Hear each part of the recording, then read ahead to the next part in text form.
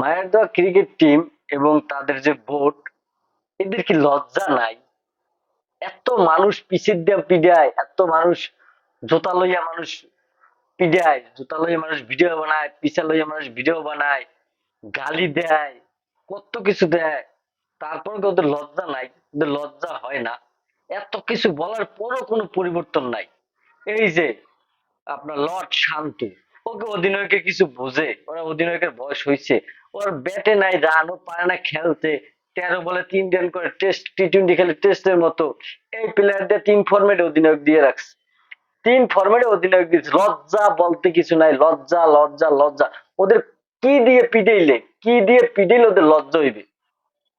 জুতা পিছা সবই তো দিচ্ছি, আর কি দিয়ে পিটাইলে ওদের লজ্জা হইবে আমার একটু বলেন। আমি হেইয়ে দিয়ে পিটাইতেছিলাম, ওদের কিছুতেই তো ধরে না।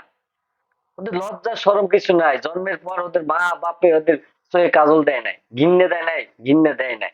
নয়তো বা যুক্তরাষ্ট্রের মতো দলের কাছে হারার পরে আইসা আবার বলে ব্যাটিং স্কিল নিয়ে কাজ করতেছে, ব্যাটসম্যান ব্যাটিং স্কিল নিয়ে কাজ করতেছে। তা সারা বছর করো কি? বিপিএল খেলার দরকার আছে?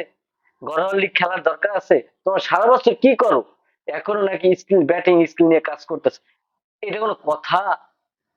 এটা কোনো কথা? ব্যাটিং স্কিল নিয়ে কাজ করতেছে কেমনে বলে? এই কথাটা বলে কেমনে? লজ্জা নাই? লজ্জা দেয় না চোখে? হ্যাঁ, এই প্রতিবন্ধী। আর একটা প্রতিবন্ধী হয়েছে আপনার যে ওর নাম কি লিটন দাস, সৌম্য সরকার। এগুলো কেন নয়? লিটন দাস তো বাদ পড়ার জন্য, মানে ও খেলতে চাচ্ছে না, জোর করে খেলাইতেছে।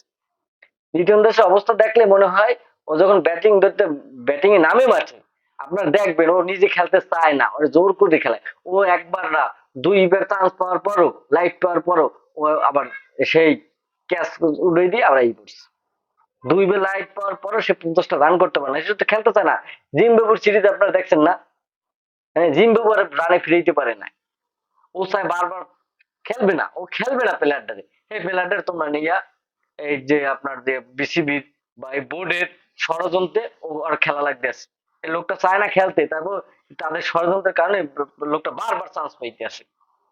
সৌম্য সরকার কোথাও নাম গন্ধ নাই, সে আইসা দলের মধ্যে আছে।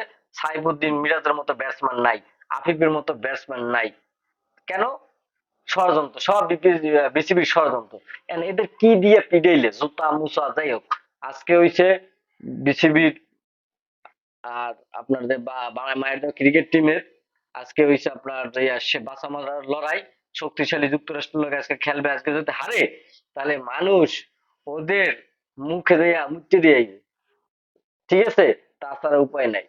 জুতার মালা তো রেডি করে রাখছি, ওটা বিশ্বকাপের আগে দিব। মানে ওরা তো আর বাংলাদেশ আসলে, ওরা তো আর ইতে গেছে কি করতে, আপনারা বোঝেন নাই?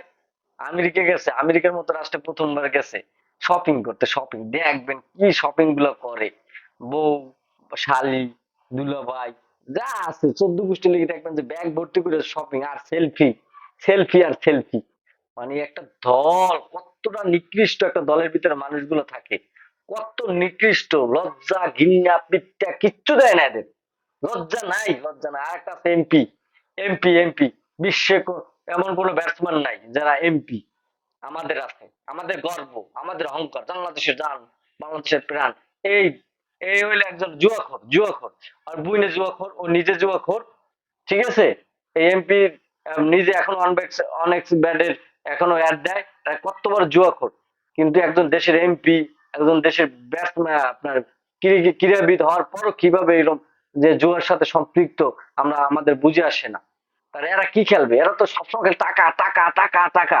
আর এই যে আপনার শান্ত, হ্যাঁ, ওরা কি দিক, ওর কি দিক এই দিছে, ওরে কি জন্য ওরা অধিনায়ক দিছে? ও তো মাঠেই খেলতে পারে না, ও তো রানই নেই আর মাঠে। ও তো ব্যাটই ধরতে পারে না, ওরে দেশে অধিনায়ক। আর একটা দিয়ে হচ্ছে প্রতিবন্ধী টতিবন্ধী লেগে খেলতেছে। এই নির্বাচক, এই প্যানেলের সবগুলোর জুতার মালা লই যেতে হইবে। ঠিক আছে, যাই হোক, আজকে সবাই দোয়া করবেন, মায়ের দোয়া টিমের জন্য দোয়া করবেন। কোন রকম যদি আছে 100 রান ওরা জিততে পারে, মায়ের দোয়া ক্রিকেট টিম যুক্তরাষ্ট্রের লোক জিততে পারে, দেখবেন এদের।